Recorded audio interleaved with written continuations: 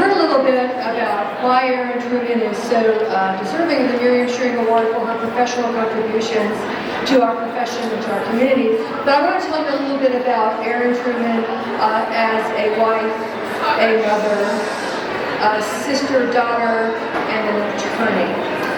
Erin Lee, her maiden name, Erin Lee Truman. Erin was born in New York City, but please do not be fooled into thinking she's a New Yorker. She is not. She is an Arizonan. And as you heard from some others, a very proud generation, fourth generation Arizona. Her ancestors were pioneer settlers in that state. So you're probably wondering, how did she end up in Las Vegas? I'm going to get there. So, there's a little bit, it's in the book that Erin graduated with her undergraduate degree and her law degree from BYU. Okay. And there you go. One thing about Erin is it's kind of 6 degrees of separation with Erin. So one of the people who was in her law school class was Commissioner Jay Young. Another Young who was in that graduating class was San Francisco 49ers quarterback Steve Young. Now the thing about him, Erin claims the thing about him, is he only ever showed up for class in February after the Super Bowl. But anyway, he got a degree like Erin. So anyway, Erin graduates from law school and she moves to Las Vegas. And again, you're wondering, well, because I hired her. Smartest thing I ever did. So I'd like to think that that's why she stayed, but I really think the reason she stayed is she met the love of her life. And that's her lovely husband, Rod Truman, who's here with her tonight. Hey, Rod. The basis of Erin and Rod's strong marriage is the example set by their parents and their grandparents, and I really find their grandparents' story, her brother's here, Ryan is here as well. I find this story very moving. And that is, right after the First World War, her grandparents did something very brave. Her grandfather was the son of a prominent pioneer family, and her grandmother was the daughter of migrant farm workers from Mexico. And that was a really brave thing to do in 1920. So Erin has always been inspired by that strength and commitment that she witnessed in her own parents and grandparents, and raised her daughter and son the same way. Unfortunately, they can't be here. Ellis, their daughter, is teaching in Salt Lake City. Had some issues up in Salt Lake the last couple of days, so let's send our thoughts there.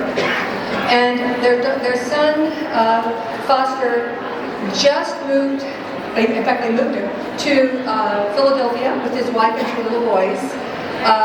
This is tough for him. They left Dallas for Philadelphia, but he promises to maintain his Vegas Golden Knights allegiance.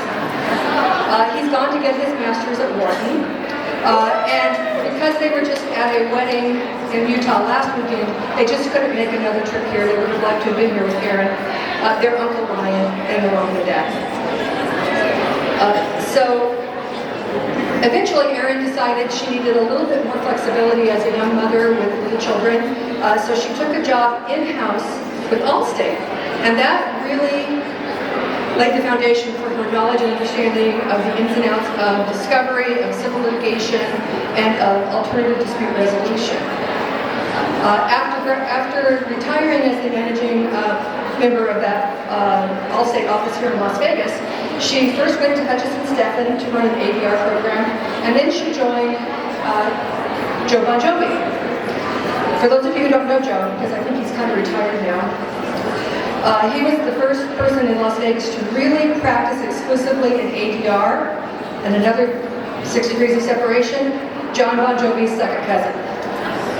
Erin, she's got these connections. So, and as the Justice pointed out, with this background, Erin was a logical fit to be our ADR commissioner. When our previous ADR commissioner passed away, she filled that role. At the time, and this is another big, Erin's all about efficiency. As a mother with children, you learn to be efficient, so she's all about efficiency. And she realized that it was more efficient to combine the roles of ADR and discovery, and then spread the commissioners around the different departments instead of keeping them entirely separate, which is what they traditionally always been. And So and you heard that Erin, the reason she had unique knowledge to understand that is she actually did both of those jobs, 2 full-time jobs, simultaneously. Because of that knowledge and experience, Erin advocated for other changes that you may not realize have made your life as a litigator better, but the court doesn't realize how they've made our lives better as judges. And the first of these was Erin really encouraged the court to enter the 21st century and migrate all the ADR filings online. No more paper filings for ADR, and that's thanks to Erin. And so again, she had to totally lead that project. If you did ADR prior to a few years, you know what I mean. So she, to go along with that, had to rewrite ADR, short trial, and mediation rules. You heard about the administrative order that she co-wrote with her fellow graduate and fellow Commissioner Jay Young. She most recently, with Commissioner Gans, together convinced our legislature, after 25 years, to raise the limit for ADR from $50,000 to $100,000, which will have a huge impact on the courts. ADR is a hugely successful. It works. It has a 90-something% clearance rate, ask them, they can tell you, and it's going to make a difference for all of us when that kicks in January.